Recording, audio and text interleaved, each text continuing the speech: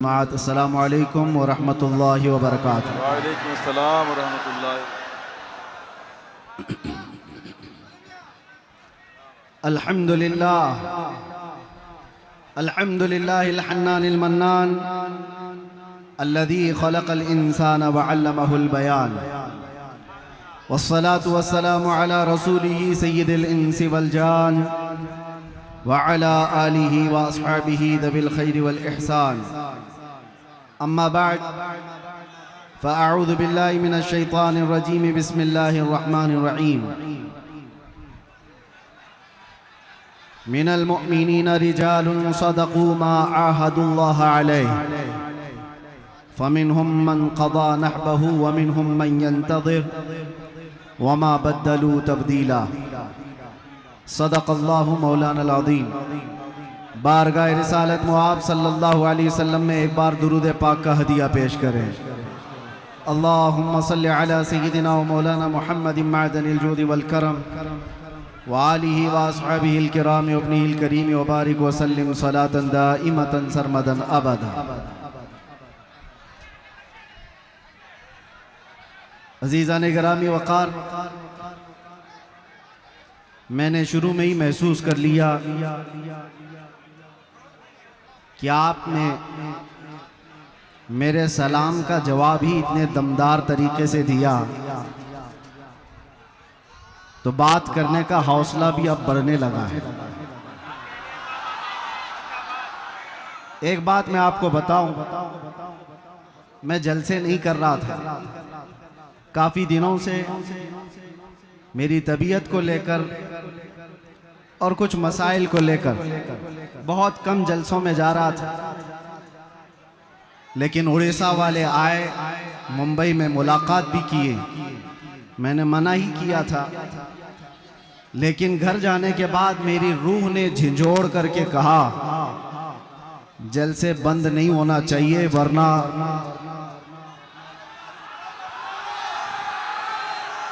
मेरी रूह ने झिंझोड़ करके ये कहा जलसे किया करो ताकि कुत्तों को पता चले शेर मरे नहीं हैं। कुत्तों को पता चले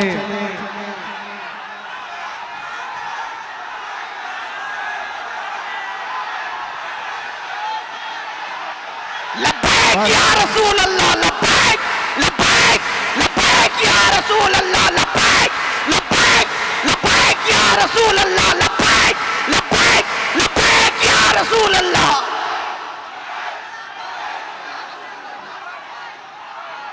तवज्जो, अब बात समझ में आ रही है। लोग हमसे कहते हैं जलसों में जाने से क्या होता है। मैं यही कहता हूं, एक जुमले से जब इतनी जान आ जाती है, एक जुमले से जब इतनी जान आ जाती है तो इसीलिए हमारी पूरी तकरीरों पर पाबंदी भी लगती है कि इसे ज्यादा बोलने ना दो, वरना फिर जो बरसों से बिस्तर पे पड़े हुए हैं वो लूले लंगड़े भी खड़े हो जाएंगे। मैं ये अपनी तारीफ में नहीं कहता, यहाँ पर मुझे पता है हर तरह के डिपार्टमेंट के लोग भी आए होंगे, सब जगह होते हैं। खुफिया तरीके से भी हमारी सारी रिकॉर्डिंग करने वाले, मुझे सब पता है। मैं होशो हवास में बोलता हूँ। मैं आज एक जुमला किसी साहब को पहुंचाना चाहता हूं। मेरे जेल में अंदर जाती ही चौकी पर पकड़कर मुझे तंज कसते हुए उसने कहा था, अच्छी तरह से हमने तुम्हें दिखा दिया, अब कितना बोलोगे। और अच्छी तरह से तुम्हारी यहां पर दुर्गत बन गई है। 6 महीने 8 महीने गुजर गए, अब इसके बाद तो ठंडे पड़ ही जाओगे। बहुतों को हमने यहाँ देखा है, आने के बाद सब गोशा नशीन हो जाते हैं। वो साहब तक मेरा पैगाम पहुंचता है तो मैं आज उनको जवाब दूंगा। तुम्हारी सोच के सांचों में ढल नहीं सकता, तुम्हारी सोच के सांचों में ढल नहीं सकता। जुबान काट लो, लहजा बदल नहीं सकता। मुझे भी क्या मोम का पुतला समझते हो? मुझे भी क्या मोम का पुतला समझते हो? तुम्हारी लौ से ये लोहा पिघल नहीं सकता। क्या कहना है? जिंदाबाद। इश्क रसूल सल्लल्लाहु ताला अलैहि वसल्लम की गर्मी लेकर जो चलता है, उसे किस बात का खौफ है, किस बात का डर है? कल भी हम यही कहते थे, खौफ ना रख रजा जरा, तू तो है आपके मुस्तफा, तेरे लिए अमान है, तेरे लिए अमान है। आज भी हम यही कहेंगे। मैं नौजवानों को एक बात बताने के लिए आया हूं। ऐ अजीजों, मैदान में बैठकर नारे लगाना यह अलग बात है। मुस्तफा करीम सल्लल्लाहु ताला अलैहि वसल्लम से इश्क का दावा करते हो तो ये इश्क बड़े इम्तिहान भी लेता है, ये मोहब्बत बड़े इम्तिहानात लेती है। अगर उन सारे इम्तिहानात के लिए तैयार हो तो लब्बैक का नारा लगाओ, वरना सारे नारे तुम्हारे सिर्फ दिखावे के हैं। तुम्हारा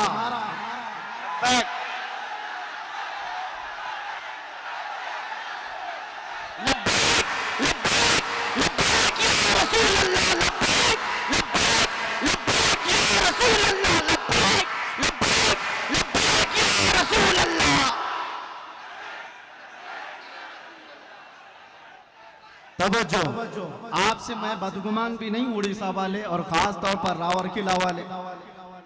2 घंटे के मेरे सफर में हमारे साथ रकीब खान साहब ने बहुत कुछ आपकी दास्तानें सुनाई। कई लोग अंदर जाते हैं आते हैं, अंदर जाते हैं आते हैं।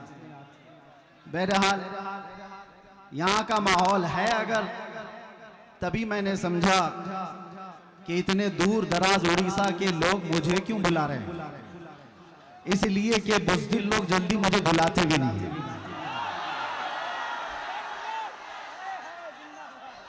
मेरे भाई, स्टेज पे बैठने से भी कई लोग कतराते हैं, वो अलग बात है। कुछ लोग नीचे सेल्फी ले लेंगे। स्टेज पर बैठने के लिए मैंने महसूस किया है कई लोग डरते हैं कि कहीं हम पर भी केस ना हो जाए। आपको पता है, करीब में साल 1.5 साल पहले की बात है, उत्तर प्रदेश में एक मौलाना साहब हमारे साथ बैठे लब्बैक लब्बैक लब्बैक कह रहे थे। दूसरे दिन उनको थाने बुला लिया गया। वो डरे सहमे हुए गए, जो भी रिपोर्ट हुई। रात को मुझसे कहने लगे फोन पर कि हजरत मेरे साथ तो ऐसा हो गया, ऐसा हो गया, ऐसा हो गया। ये मेरे तो अंदर जाने से पहले की बात। मैंने उनसे कहा था, मौलाना अभी शर्मिंदगी किस बात की है, थाने बुलाया गया तो फख्र करो, चोरी पे नहीं बुलाया गया, अपने नबी के नाम पर बुलाया गया है। क्या कहने? किस बात का डर है? इसीलिए मैंने कैद खाने में अंदर बैठ करके एक कलाम लिखा था जिसका ये शेर था, फख्र है इस बात पर कैदी बना हो उस नाम पर, फख्र है इस बात पर कैदी बना उस नाम पर, ये तो है सुन्नत बिलाली बन गई किस्मत मेरी।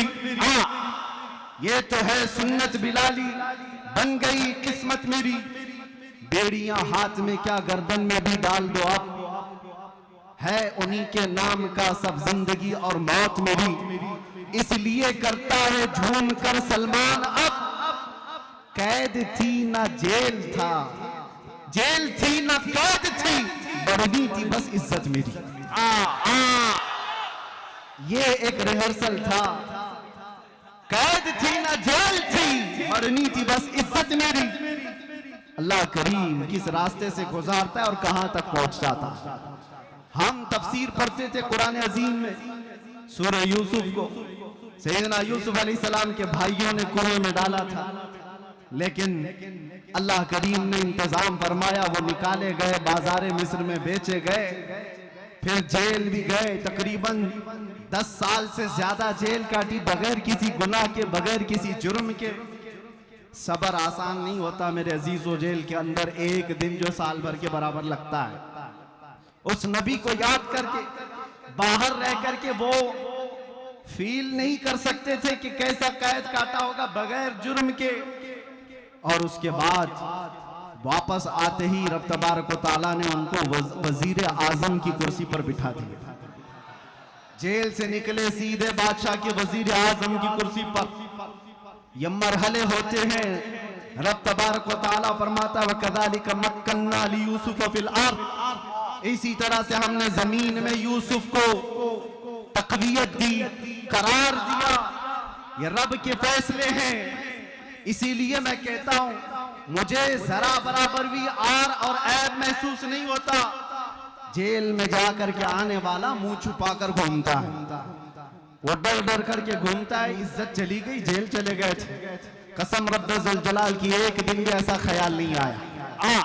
एक दिन भी ऐसा ख्याल नहीं आया, बल्कि मैं दुनिया को ये दिखाता हूं ये दीवानों का हुजूम क्यों है। आज दुनिया सेलिब्रिटीज को देखने के लिए भीड़ लगाती है और ये दीवानी उम्मत है मुस्तफा के कैदी को देखने के लिए भीड़ लगाती है।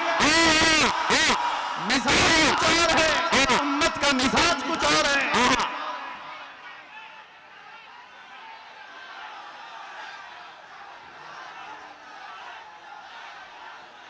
इसलिए बात मैं हमेशा कहता हूं उनकी बात करो, हर दिल पे राज करो। इस उम्मत का मिजाज अलग है। यहां सिर्फ चमकने वाले चेहरे और लाली पाउडर के दीवाने ही नहीं मिलते।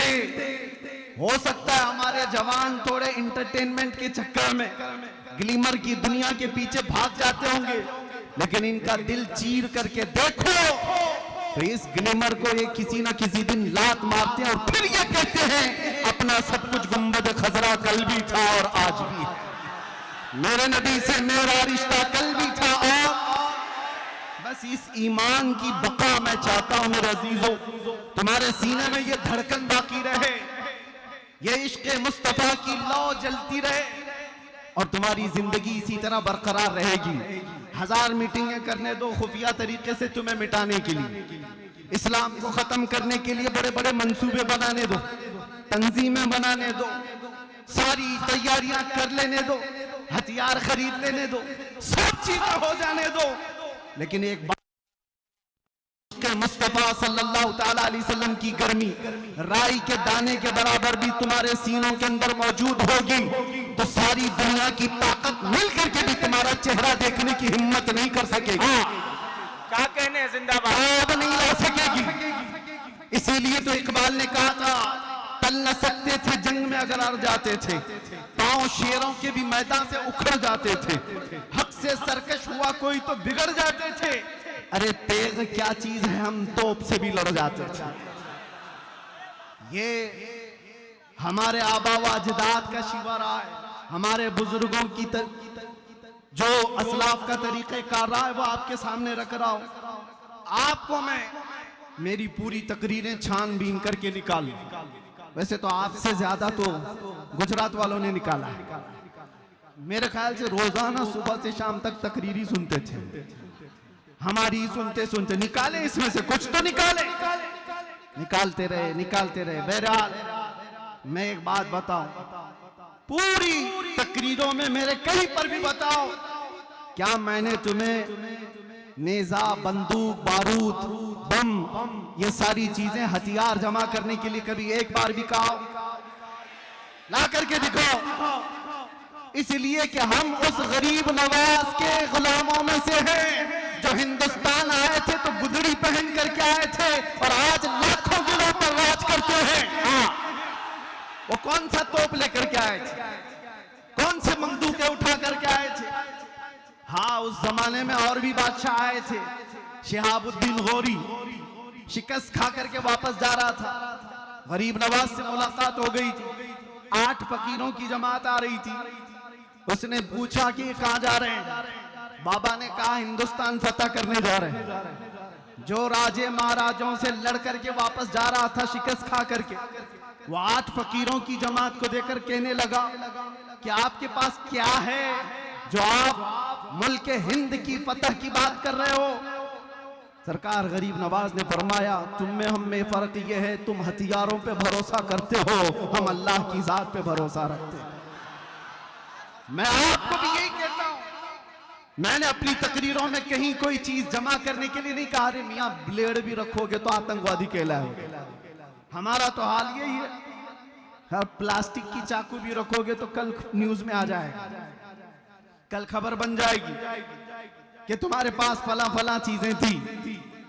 मैं इन तमाम बातों की तरफ नहीं तुम्हें ले जाना चाहता, बस एक बात है जो तुम्हें जमीन से उठाकर आसमान तक ले जाती है। वो बात क्या है कि मोहम्मद से वफा तूने, कि मोहम्मद से वफा तूने, तो हम तेरे हैं, ये जहां चीज है क्या, लाहो कलम तेरे। अहले बैत अतहार की बात है यहां पर। आज मैं आपके सामने बताऊं, यह आपका जलसा जो हर साल मुहर्रम अल हराम में फजाइल अहले बैत पर किया जाता है। कौन है वो अहले बैत? हुजूर पाक सल्लल्लाहु ताला अलैहि वसल्लम का वो घराना जिनकी अजमत की आज हम कस्में उठाते हैं, जिनकी पाकी और बुजुर्गी की बातें आज हम करते हैं। लेकिन क्या कभी आपने ये देखा कि उनकी कुर्बानियां कितनी? अहले बैत में से मौला अली करमल्लाहु वजहुल करीम शहीद है, बड़े बेटे इमाम हसन शहीद है, दूसरे बेटे इमाम हुसैन शहीद है। नीचे नस्ल में आओ, ज़ैद इब्न अली शहीद हैं। सब जुल्मन शहीद किए हुए लोग हैं। अहले बैत का पूरा घराना इस्लाम के लिए कुर्बान हुआ। अहले बैत का तज़किरा करने से पहले होश और हवास के साथ आपसे मैं कहना चाहता हूं, दिल में अगर हिम्मत है, जिगर है, तो ये सुनो और उनका नाम लो, वरना बुज़दिलों को ये ज़ेब नहीं देता करबला की दास्तान सुनना और सुनाना। बुज़दिलों का शिवा नहीं है ये। करबला रोने धोने और मातम करने के लिए नहीं सुनाए जाते। करबला इसलिए सुनाए जाते हैं कि बुझे हुए दिलों में ईमान ताजा हो जाए, 80 साल का बूढ़ा 25 साल का जवान लगने लगे। उसके अंदर जज्बा हो हक के साथ खड़े होने का और बातिल से डटकर मुकाबला करने का। यही अहले बैत अतहार का मैसेज है हर जमाने में। मेरे अजीजों, मैं चंद मिसालें आपको दूं। सैयदना अली मुर्तज़ा रज़ियल्लाहु ताला अन्हु को जुल्मन शहीद किया गया कि नहीं? मस्जिद में शहीद किया गया। आपके बड़े बेटे सैयदना इमाम हसन मुज्तबा रज़ियल्लाहु ताला अन्हु किस बात पर? जहर देकर के शहीद किया गया है। एक बार नहीं, 5 बार जहर दिया गया था। इमाम हसन की अंतड़ियां कट करके मुंह से बाहर आती थी। ये रसूलुल्लाह के नवासे की बात कर रहा हूं। और मेरे आका सल्लल्लाहु ताला अलैहि वसल्लम के दूसरे नवासे सैयदना इमाम हुसैन, उनका वाकया तो पूरी दुनिया भर में ऐसा मशहूर है जैसे सूरज की रोशनी मशहूर है।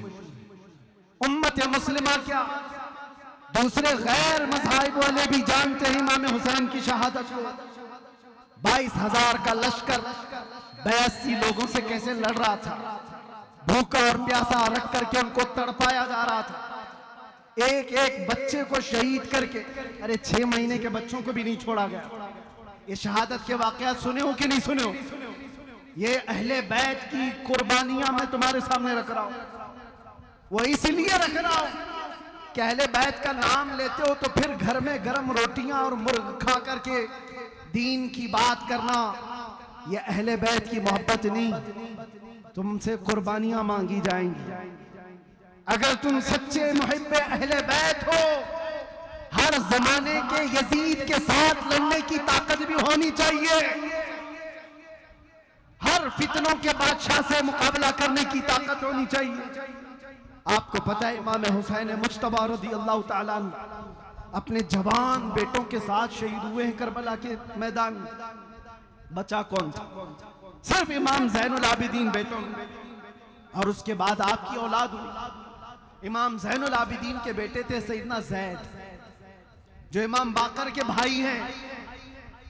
सिर्फ और सिर्फ 40 साल की उम्र में वक्त के बादशाह, उसके फितनों के मुकाबिल में आपने अलल ऐलान लोगों को जगाना शुरू किया। रसूलुल्लाह के घर वालों की आदत ही ये है, वो दीन इस्लाम पर कभी धब्बा बर्दाश्त नहीं कर सकते। आज भी होना यही चाहिए। जो सादाते किराम हैं, गद्दी नशीन हैं, उनकी कुर्बानियां भी दी जाएंगी।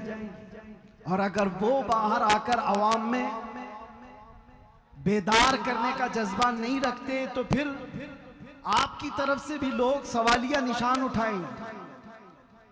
एक तरफ तो रसूलुल्लाह का घराना, सबसे बड़े सज्जादा नशीन तो इमाम हुसैन, उनसे बड़ा कौन है? लेकिन अपना पूरा खानदान लेकर के मैदान में आए।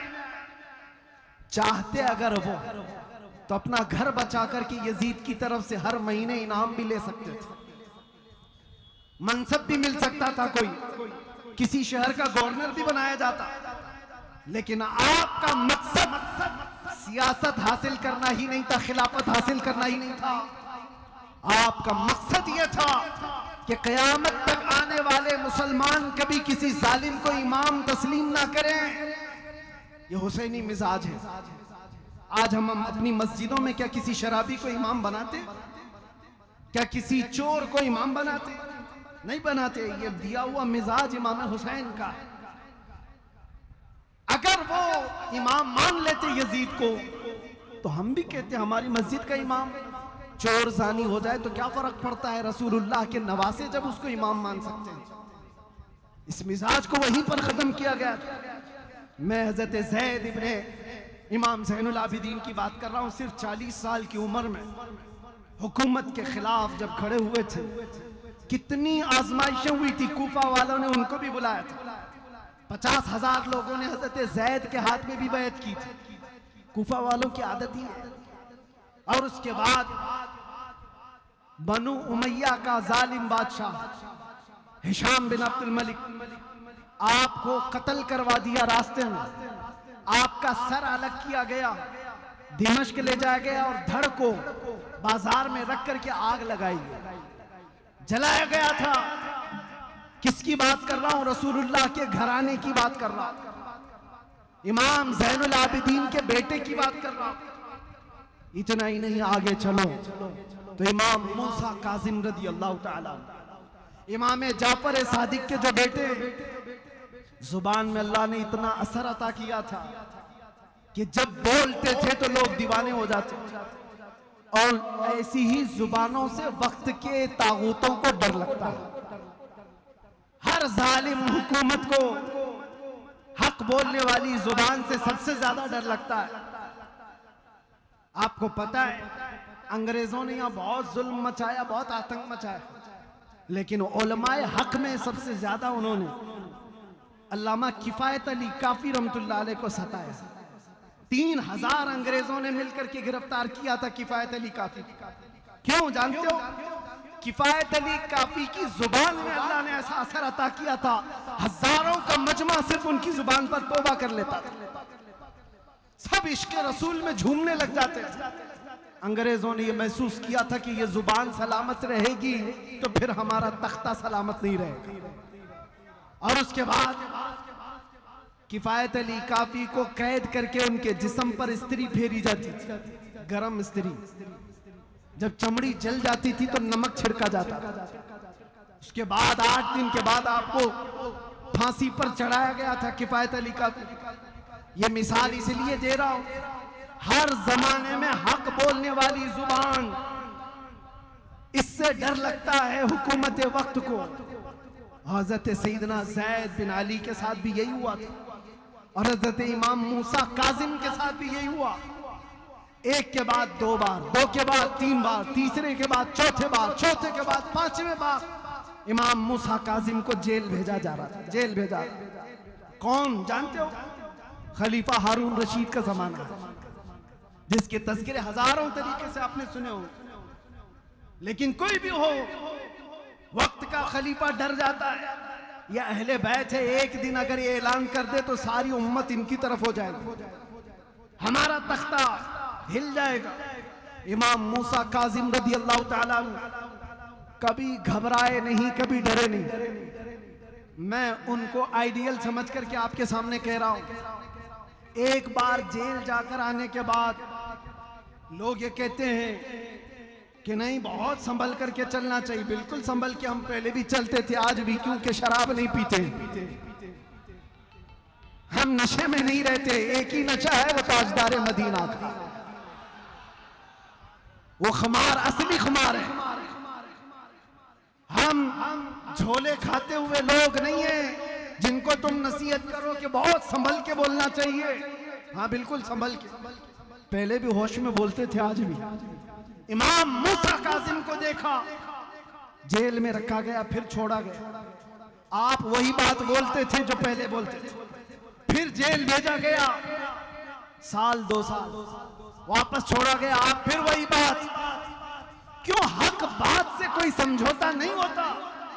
इसीलिए तो मैंने शुरू में ही ये शेर कहा, हमारा ये शिवा है, हमारे बुजुर्गों का, अहले बैत का ये शिवा है जो मैंने शेर पढ़ा है। तुम्हारी सोच के सांचों में ढल नहीं सकता, जुबान काट लो लहजा बदल नहीं सकता। ये सिर्फ मेरी बात नहीं, ये हमारे इमामों की बात है, इमामों की बात है। हर आलिम रब्बानी हक गो ये कहता रहा। बहुत दूर क्या, माजी करीब में जाएंगे तो शहजादे आला हजरत सैयदना सरकार मुफ्ती आजम हिंद के जमाने में हिंदुस्तान में एक डिक्टेटरशिप, एक इमरजेंसी हुकूमत कायम हुई थी। आपको पता होगा, बूढ़े लोगों को पता है, जवान लोगों को कहा, हम भी नहीं पैदा हुए थे, लेकिन उसका जमाना बताया जाता है। इंदिरा गांधी ने सारा होल एंड सोल अपने हाथ में रखा है, सारी चीजें कंट्रोल में। कोई आवाज उठाए तो मारो, अंदर करो। ये आज थोड़ी ना हो रहा है, इससे पहले कांग्रेस ने भी ये सब किया है। अंदर डालो जो भी बोलता है। उस जमाने में प्राइम मिनिस्टर ने यह फैसला किया था, आबादी कंट्रोल करने के लिए नसबंदी होनी चाहिए। बाकी सब मान लेंगे लेकिन मुसलमान नहीं मानेंगे, मुसलमानों के यहाँ ये हराम है। उन्होंने फिर सोचा कि बड़े बड़े दारुल उलूम से फतवे ले जाए, और कुछ दारुल उलूम तो इसीलिए बैठे ही हैं, फतवे दे भी दिए, फतवे दिए। मोहतरमा जैसा बोलेंगी वैसा दारुल उलूम चलेगा, और वही मोहतरमा बरेली भी भेजती है। वक्त का कुतुब मुफ्ती आजम कलम हाथ में लिए बैठा है। सवाल है हुकूमत वक्त की तरफ से नसबंदी के सिलसिले में कि हुकूमत ने कंपलसरी कर दिया है, लाजिम कर दिया है। कुछ तो मसलहत का बीच का रास्ता निकाला जाए। मुफ्ती आजम हिंद ने कहा 1400 साल क्या 14,000 साल भी हो जाए, शरीयत मुस्तफा में एक बाल बराबर भी तब्दीली नहीं आ सकती। कल भी नसबंदी हराम थी, आज भी नसबंदी हराम है। जानते हो मुस्तफा रजा का ये फतवा मुफ्ती आजम का जब निकला था तो प्रेस तक जला दिया गया था बरेली का। जहां से ये फतवा छप करके आया था वो प्रेस जला दिया गया। जो फतवा चिपकाने के लिए दीवारों पर जाते थे उनको पकड़कर कैद किया गया। हालात बड़े बेकाबू थे। मुफ्ती आजम के पास कुछ मुरीदीन ने आकर के कहा था कि सरकार अब क्या होगा, हुकूमत बहुत सख्त एक्शन ले चुकी है। आपने फरमाया होश के नाखुन लो, शरीयत मुस्तफा की बात कर रहे हो, फतवा नहीं बदलेगा, हुकूमत बदल जाएगी।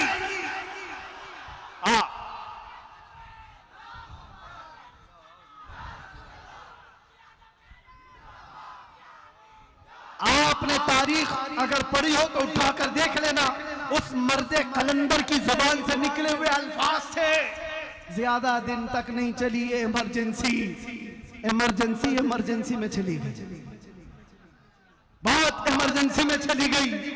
और उसके बाद आज क्या हाल है बेचारे, इधर से कोई उठाए तो उधर का हाथ टूट जाए, उधर का हाथ पकड़ो तो इधर का पांव टूट जाए, यह हाल है। मैं आपसे कहता हूं एक बात हमेशा याद रखो, उस जमाने में भी मौलवी थे, मौलाना थे, बहुत सारे लोग थे जो उनकी हाँ में हाँ मिला करके मसलहतों की बात कर रहे थे। आज मुझे भी कहते हैं हालात बड़े नाजुक हैं, आप क्या बारूद के ढेर पर उम्मत को लाकर खड़ा करना चाहते हैं? जरा संभल के बोलिए। मैं उनसे कहता हूं याद रखना, बातिल के तलवे चाटने वालों की तारीख नहीं लिखी जाएगी, आंखों में आंखें मिलाकर बात करने वाले की तारीख क़यामत तक जिंदा रखी जाएगी।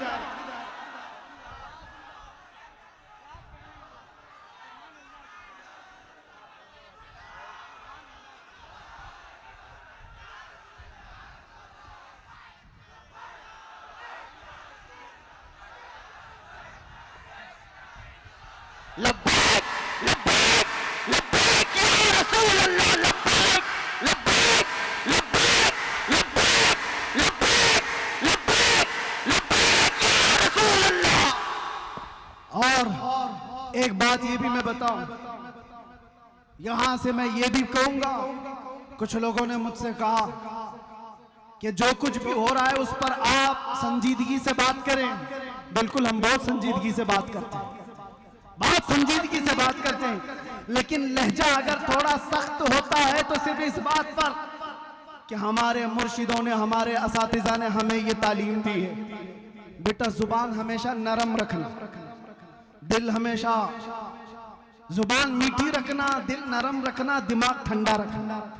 3 चीजें याद रखना, दिमाग ठंडा, जुबान मीठी, दिल नरम। लेकिन यही बात जब मुस्तफा करीम सल्लल्लाहु अलैहि वसल्लम की गुस्ताखी किया जाए तो ना दिमाग ठंडा, ना जुबान मीठी, ना दिल नरम होगा,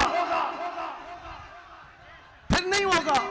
अरे दुनिया अपनी माँ की गाली बर्दाश्त नहीं कर सकती, जो करोड़ों माँ से ज्यादा हम अपने नबी से मोहब्बत करते हैं, कैसे बर्दाश्त कर सकते?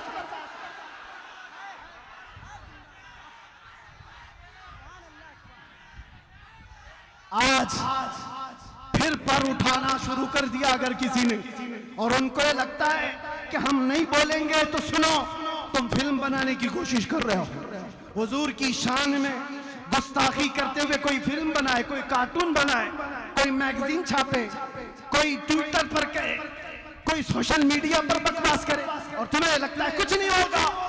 तुम तो ये हमारा बुखार नाप रहे हो, मुझे पता है उम्मत मुस्लिमा का बुखार नाप रहे हो तुम, और तुम्हें पता है आज हमारे हाथों में कोई चीज नहीं, ताकत और कुव्वत और सियासत और हुकूमत, तो इसका मतलब ये नहीं है कि तुम्हारा अंजाम कुछ नहीं होगा।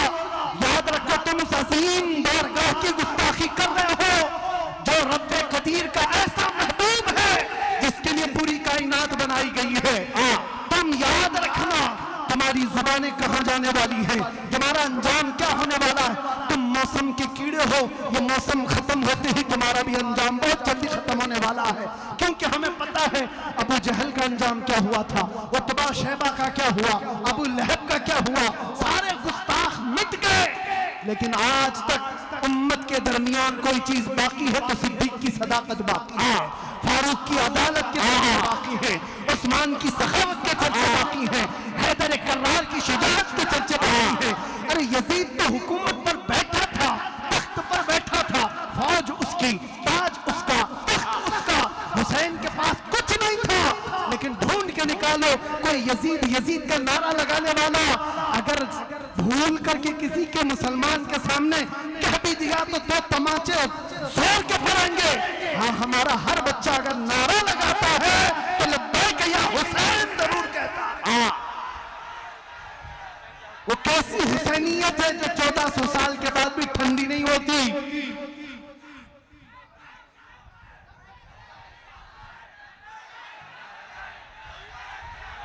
लब्बैक या हुसैन, लब्बैक या हुसैन, लब्बैक या हुसैन, लब्बैक या हुसैन, लब्बैक या हुसैन।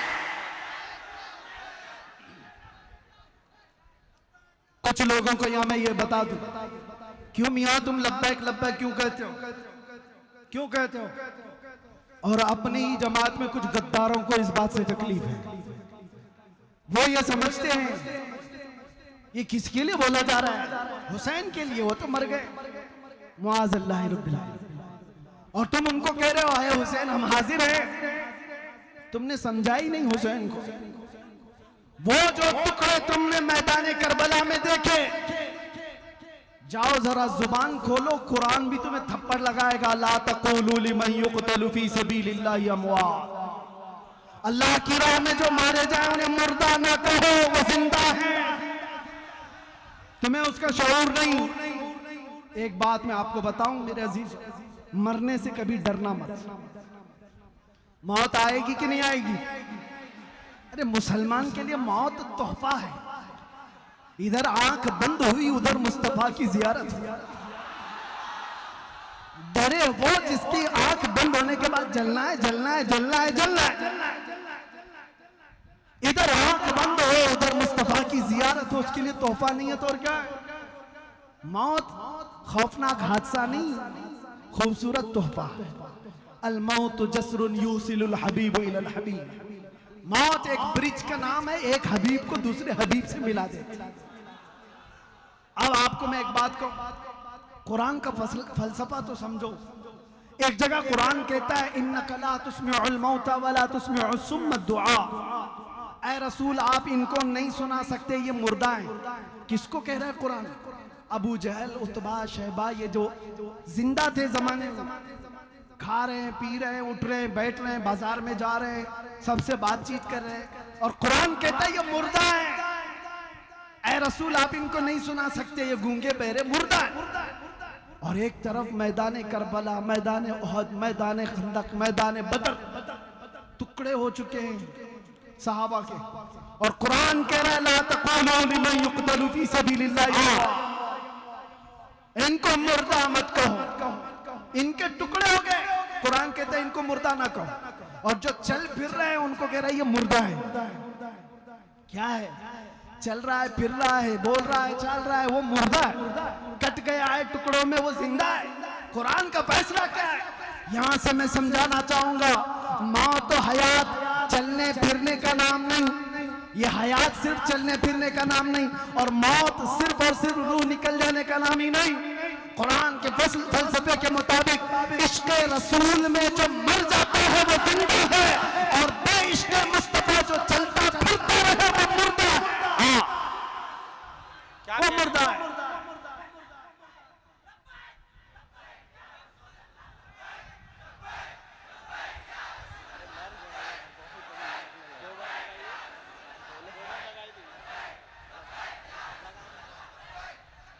मैं आपको ये कहना चाहूंगा, तुम्हारी जिंदगी बाकी रखो, जोश और जज्बे बरकरार रहें, लेकिन होश के साथ, और ईमान की सलामती ऐसी बाकी रहे। ऐ नौजवानों, बड़े अदब के साथ मैं भीख मांगते हुए कहता हूं, ऐ नौजवानों, एक बार आ जाओ उस रास्ते जहां मेरे मुस्तफा ने हमें छोड़ा था। आ जाओ उस रास्ते पर। तुम आज ये वावेला क्यों मचा रहे हो? फला उठा गुस्ताखी कर रहा है, फला उठा गुस्ताखी कर रहा है। क्या बर्दाश्त होती है तुमसे गुस्ताखी? क्या अपने नबी की शान में गंदी भपकियां सुनने को तैयार हो? नहीं तैयार हो तो इनका मतलब सिर्फ और सिर्फ मुकाबला नहीं, बदलो तो अपने आप। ये तुम्हारे से दुश्मनी करते हुए तुम्हारे नबी तक पहुंच गए। इनको तकलीफ तुम्हारे अमाल से है, तुम्हारे साथ मामलात से है। अगर किसी का किरदार ऐसा हुआ कि उसकी वजह से उसके नबी को गाली दी गई, तो उससे बड़ा बदनसीब कौन हो सकता? क्या अपने आप को अब तक ऐसे ही बदकिरदारी में रखे रहोगे? बदलो तो मेरे अजीज। ऐ नौजवानों, बदलने का वक्त आ चुका है। आ जाओ गाने बाजे तमाशाओं से बाहर, ग्लिमर की दुनिया से निकल आओ। अल्लाह ने तुम्हें जिंदगी दिन भर इंस्टाग्राम फेसबुक पे मुजरे करने के लिए नहीं दिया है। हर कोई रील्स बनाते हुए लड़के लड़कियां बन गई, लड़कियां लड़के बनने लग गए। नौजवानों को इस दुनिया ने कहां तक पहुंचा दिया? बीच का आदमी बना दिया है। कितने तो ऐसे हैं जो मुजरे करते करते अपनी मर्दानगी भूल गए। इनको पता ही नहीं है, चूड़ियां भी पहन लिए, बालियां भी पहन लिए। नौजवानों, होश तो लो, तुम उम्मते मुस्तफा हो जिसको कुरान खैर उम्मत कह रहा है। तुम सबसे बेहतरीन उम्मत हो, सबसे बेहतरीन उम्मत आज चूड़ियां पहनेगी, बालियां पहनेगी, छोटियां रखेगी, फटी जीन्स पहन करके अपने जिस्मों का तमाशा करेगी। खैर उम्मत ये नहीं है। खैर उम्मत को देखो, जहां 19 साल का जवान बेटा हुसैन का 3 दिन से प्यासा है, लड़ते लड़ते घोड़े पर थक गया, फिर भी वापस आकर अपने बाबा से ये नहीं कहता कि मैं बाहर जाऊं, मेरी तो मंगनी भी हुई, मेरी तो शादी बाकी है, भी मैं भी तो अपनी जिंदगी गुजारूं। नहीं, अपने 56 साला बाप को उठने नहीं दिया खीमे से। अपने जवान, 19 साल की बात कर रहा हूं, 19 साल के जवानों ने मौला हुसैन से कहा था, बाबा जब तक हमारे जिस्म में खून का आखिरी कतरा भी बाकी है, हम आपको अपने हाथ में तलवार उठाने नहीं देंगे। हमारी जिंदगियां जब तक है। तुम क्या जवाब दोगे उन नौजवानों को क़यामत के दिन? अगर वो हुसैन के बेटे क़यामत के दिन खून में लथपथ आए और तुमसे पूछें हमने 19 साल जवानी 22 साल जवानी इस्लाम के लिए कुर्बान की, तुम क्या कर रहे थे उस वक्त? तुम क्या कहोगे? रात भर इंटरनेट चला रहा था, रात भर पबजी खेल रहा था, गेमों में मसरूफ था। ऐ नौजवानों, तुम क़यामत के दिन क्या जवाब दो? बदलो अपनी जिंदगी को, उठो, वो करना हश्र न होगा फिर कभी। दौड़ों के जमाना झाल अपनी चल गया। आज तुम्हारे लिए जितने भी मंसूबे बनाए जा रहे हैं, बनाने तो कुछ फर्क नहीं पड़ता। याद से नहीं, 1400 साल से हम देख रहे हैं। लोग जो कहते हैं हालात खराब है, कभी हालात अच्छे हुए ही नहीं थे हमारे। इस्लाम के खिलाफ हमेशा ऐसी ही हालात रहे, इससे भी बुरे हालात आए। चंगेज का जमाना आया, हलाकू का जमाना आया। अरे हमारी खोपड़ियों से मीनार बना दिए थे बादशाहों ने। कत्ल इतना किया था कि बगदाद के दरियाए दजला का पानी हमारे खून से लाल हो गया। ऐसे हालात भी आए इस्लाम पर, लेकिन इस्लाम उस वक्त नहीं खत्म हुआ था, तो आज के हरामियों से क्या खत्म हो सकता? नहीं होगा। तुम्हें उसकी फिक्र की जरूरत नहीं, तुम्हें अपने अमाल की फिक्र करो। इस्लाम तो सुबह क़यामत तक चमकता दमकता रहेगा। ये मेरे रब का जलाया हुआ दिया है, ये मेरे रब का रोशन किया हुआ चिराग है, मुंह के फूकों से बुझाया नहीं जा सकता। लेकिन आपका हशर क्या होगा, हमारा क्या होगा, इसकी फिक्र तो करो। नशा में तुम्हारा नाम। जेल में मैंने देखा है अक्सर नौजवान जो मुसलमान आए नशा करते हुए, नशा बेचते हुए, नशा में पकड़े हुए, सप्लाई करते हुए। तुम्हारे हाथों में ये चीज कहां से आ गई? जानते हो मेरे मुस्तफा करीम सल्लल्लाहु ताला अलैहि वसल्लम तो ये फरमाते हैं तुम्हारे तलवों में कांटा भी चुभ जाए तो उसका दर्द मुझे होता है। उस रसूल को उम्मत का दर्द है। जब तुम नशे में अपने आप को बर्बाद कर रहे होंगे तो क्या मेरे मुस्तफा को इसकी तकलीफ नहीं होती होगी? तुम अपने आप को हिलाकत में डालते हो और ये सोचते हो ये मेरी लाइफ है, मुझे जीने दो ना। शराब पी रहा है कोई मत बोलो इसको, गुटखा खा रहा है कोई मत बोलो, बीड़ी सिगरेट में ऐसा मस्त हो गया है कि कैंसर होने के करीब है। कोई बोले तो आग बगोला, माँ बोले तो उसके खिलाफ, बीवी बोले तो उसके खिलाफ, बाप बोले तो उसके खिलाफ। तुम ये कहते हो मेरी अपनी लाइफ है, क्यों कोई इंटरफेयर कर रहा है? ए दीवाने, तुझे खबर क्या है तेरी अपनी लाइफ कब से हो गई? तेरी अपनी जिंदगी कब से हो गई? ये तेरी जिंदगी नहीं है। सुन मुर्शिद गिरामी ताजुल शरिया क्या कहकर गए थे? जिंदगी ये नहीं किसी की किसी के लिए, जिंदगी है नबी की नबी के लिए। ना समझ मरते हैं जिंदगी के लिए, जीना मरना है सब कुछ नबी के लिए। तुम समझते हो जिंदगी हमारी अपनी है, हम जैसे मर्जी चाहे वैसे जी लेंगे? नहीं, ये नबी के लिए दी हुई जिंदगी। जीना हो तो मेरे मुस्तफा की मर्जी के मुताबिक जियो। और उस वक्त तक तुम मोमिन नहीं हो सकते जब तक हुजूर की मर्जी के मुताबिक तुम अपनी जिंदगी नहीं बना ले। ला युमिनु अहदुकुम हत्ता यकूना हवाहु तबअन लिमा जीतु बिही औ कमा क़ाल नबी सल्लल्लाहु अलैहि वसल्लम। मेरे आका फरमाते उस वक्त तक तुम पूरे मोमिन नहीं हो सकते जब तक कि तुम मेरी मर्जी के मुताबिक, मेरे लाए हुए तरीके के मुताबिक अपनी ख्वाहिशों को पूर्ण नहीं करते। अपनी ख्वाहिशों के मुताबिक मत जियो, मुस्तफा की ख्वाहिश के मुताबिक जियो। यही सहाबा का मसलक, यही अहले बैत का पैगाम। अपनी लाइफ नहीं। आप थोड़ी सी बातें उन लोगों को भी मैं कह देता हूं। सबसे ज्यादा नुकसान हमें किस बात का है पता है? आज भी और पहले भी होता है, जमात के अंदर मौजूद मुनाफिकीन और गद्दारों से नौजवानों रोटी टुकड़े सिक्के के लिए कभी अपना ईमान मत बेचना। कितने ऐसे हैं जो मुखबिरी के काम पे लगे हुए हैं, पूरा नेटवर्क फैला हुआ है, पूरा नेटवर्क। किसकी जासूसी कर रहे हैं? 500 रुपए पकड़ा दिया पुलिस ने, इसकी खबर दे दो, उसकी खबर दे दो। तुम्हें पता है जासूसी का अजाब क्या है? अल्लाह की सारे फरिश्तों की उस पर लानत होती है, सारे फरिश्तों की, मलाइका की और अल्लाह की लानत है उस पर जो मोमिनीन की टोह में लगा रहता है। मुझे आज भी वो बात याद आती है। मैं तो गया था, जब मुझे लेने आए थे ऐसा लग रहा था बारात जा रही है। मुझे तो मेरी शादी का भी उतना होश नहीं है कितने लोग आए थे, लेकिन ये जरूर है कि 200 इधर 200 उधर तो थे, और सारे बारात की शक्ल में ले जा रहे थे। देखा भी होगा ना। मुझे उस बात का एहसास नहीं था क्योंकि दिल पाक था, कोई जुर्म करके आया नहीं था, इतना यकीन है। आज भी मैं बबांगे तहल कहता हूं, हमने कभी कोई खुफिया प्लानिंग की नहीं, सारी इन्वेस्टिगेशन हमारे खिलाफ हो रही थी।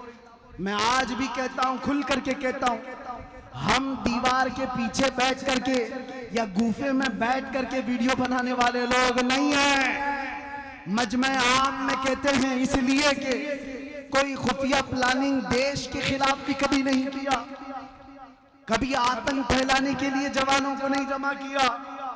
जब जब बात किया मिंबरे रसूल से बात किया, खुल करके कहा, हाँ अगर हुजूर की मोहब्बत का चर्चा करना जुर्म है तो ये जुर्म हम 1000 बार करें।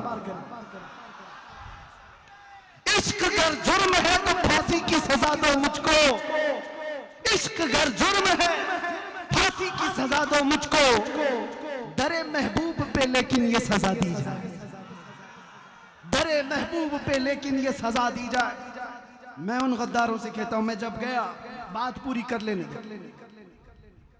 इन्वेस्टिगेशन में बहुत सारी सवालात की बौछार, लेकिन पता है सामने बैठे हुए एक ऑफिसर हंस रहे, मुस्कुरा रहे, फोन में देखते, अरे मुफ्ती साहब आपकी तो ये तकरीर भी आ गई। थोड़ी देर के बाद, अरे मुफ्ती साहब आपकी ये क्लिप भी आ गई। कहा इतनी देर से आपके पास तो थोड़ी सी तीसरी आ रही कहां से? कहा आपके मौलाना लोग भेज रहे हैं, पीर साहब लोग भेज रहे हैं। मैं जानता हूं अच्छी तरह से, मैं कभी नाम जिक्र नहीं करूंगा। ये जो खबर पहुंचाने वाले लोग, दाढ़ी टोपी जुब्बे वाले, मसनद पर बैठ करके लोगों को गुमराह करने वाले, मुझे सब पता है। तुम जो खबरगिरी कर रहे थे, मैं नाम जाहिर नहीं करता, कयामत के दिन के लिए रखा हूं। इंशाअल्लाह देखेंगे कयामत का दिन जब कायम होगा, तुम किसके साथ खड़े रहोगे और हम किसके साथ खड़े रहेंगे। सुभान अल्लाह, सुभान अल्लाह। तुम क्या समझते हो? खबर दे करके मुसलमानों की, मेरी खबर दे रहे, इस पे भी पकड़ो मुफ्ती को, इस पे भी पकड़ो मुफ्ती को, क्लिप भेज भेज करके तुम वरगला रहे हो। साहब ऑफिसर वो खुद कह रहा है, मुफ्ती साहब आप डरो मत, आप घबराओ मत। ऐसे बहुत लोग हमारे पास, ऐसे बहुत लोग हैं। हम तो अपना वही काम करेंगे जो कानून की रूह से चलेगा, मुझे उससे आपत्ति नहीं है। उस ऑफिसर ने अपना काम किया होगा, लेकिन सवाल यह है, दाढ़ी टोपी रख करके जिनके नाम हमारे पास आए थे, जिनको तुम खबरें दे रहे थे, मैं उनसे पूछता हूं, तुम किस नबी का कलमा पढ़ते हो? जानते हो जब एक आदमी हुजूर की इज्जत की खातिर गया है, तुम उसके लिए कहते हो जल्दी मत छोड़ना इसको बाहर, जल्दी मत छोड़ना। अरे जालिमो, मौत तो हयात तुम्हारे हाथ में नहीं है, कहते बंद भी तुम्हारे हाथ में नहीं है। मुझे अच्छी तरह से पता था, मैं जा रहा हूं अंदर, मौत के बाद भी निकल सकता हूं, लेकिन ये यकीन था मेरे मुस्तफा जब तक चाहे अंदर बिठाएंगे, और जब तक न चाहे तुम पूरी ताकत लेकर के भी मुझे 1 मिनट के लिए रोक नहीं सकते। सुभान अल्लाह। नारे तकबीर, नारे रिसालत, मुफ्ती सलमान अजहरी साहब क़िबला, लब्बैक लब्बैक लब्बैक या रसूल अल्लाह, लब्बैक लब्बैक लब्बैक या रसूल अल्लाह, लब्बैक। एक शेर हजरत के नाम, मर्द हक बातिल से हरगिज खौफ खा सकता नहीं, सर कटा सकता है मगर सर झुका सकता नहीं। कत्ले हुसैन, अरे कत्ले हुसैन असल में मर्ग यजीद है, इस्लाम जिंदा होता है हर करबला के बाद। लब्बैक लब्बैक या रसूल अल्लाह, लब्बैक लब्बैक। माशाअल्लाह, बहुत खूब। आपके इश्तिहार में इसलिए इतना जज्बा आ गया, दर्द होता है मेरे अजीजों।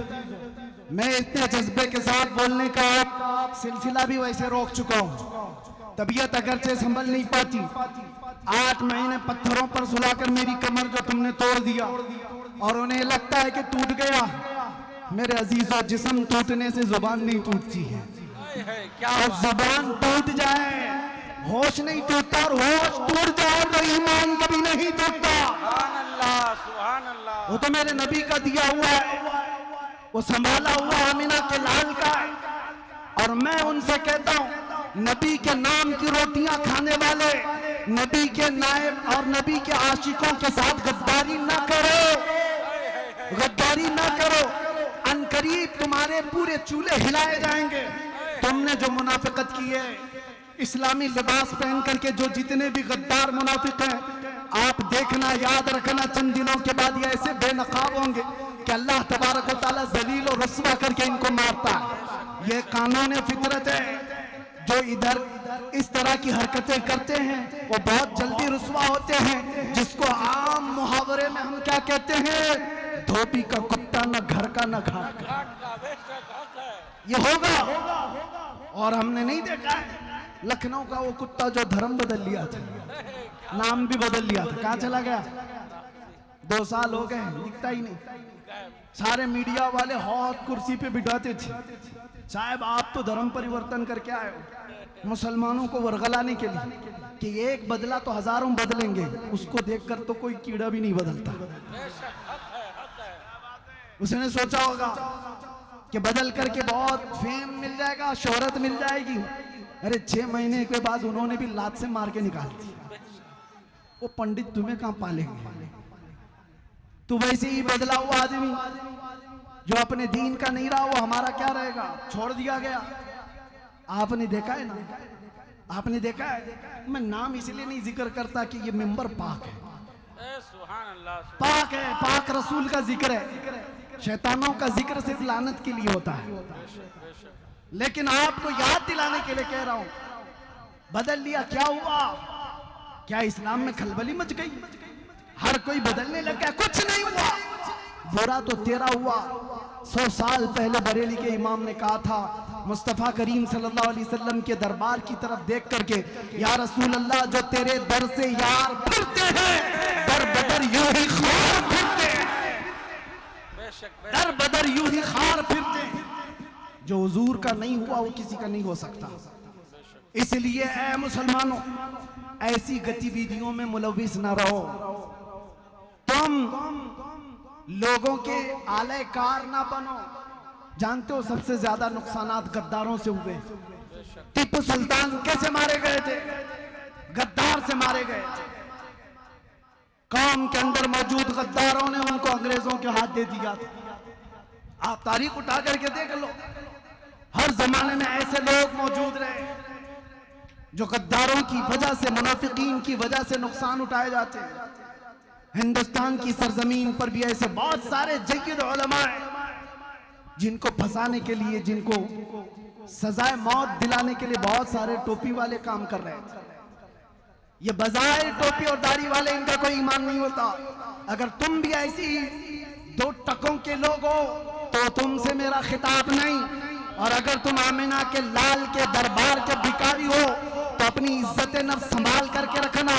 करोड़ क्या 10 करोड़ भी कोई दे, गद्दारी मुस्तफा से कभी ना करना। ठोकर मार देना दुनिया की दौलत को और फख्र के साथ देना, मेरे साथ तो कायनात की बहुत दौलत है कि यहाँ भी मुझे ऊपर ले जाएगी, कब्र में भी और हशर में भी। और फिर ये पुकार कर दुनिया से ये कहना, बतला दो गुस्ताख नबी को, गैरत सुन्नी जिंदा है, उनके नाम पे मर मिटने का जज्बा कल भी था, कल भी था, कल भी था। लब्बैक या रसूल अल्लाह, लब्बैक या रसूल अल्लाह, लब्बैक या रसूल अल्लाह। रावर किला के तमाम मुसलमान खुश रहे, आबाद रहे। मुजाहिद मिल्लत की ये सरजमीन पर हमेशा मुजाहिद पैदा होते रहे। आखिर दावाना अल्हम्दुलिल्लाहि रब्बिल आलमीन। अस्सलामु अलैकुम।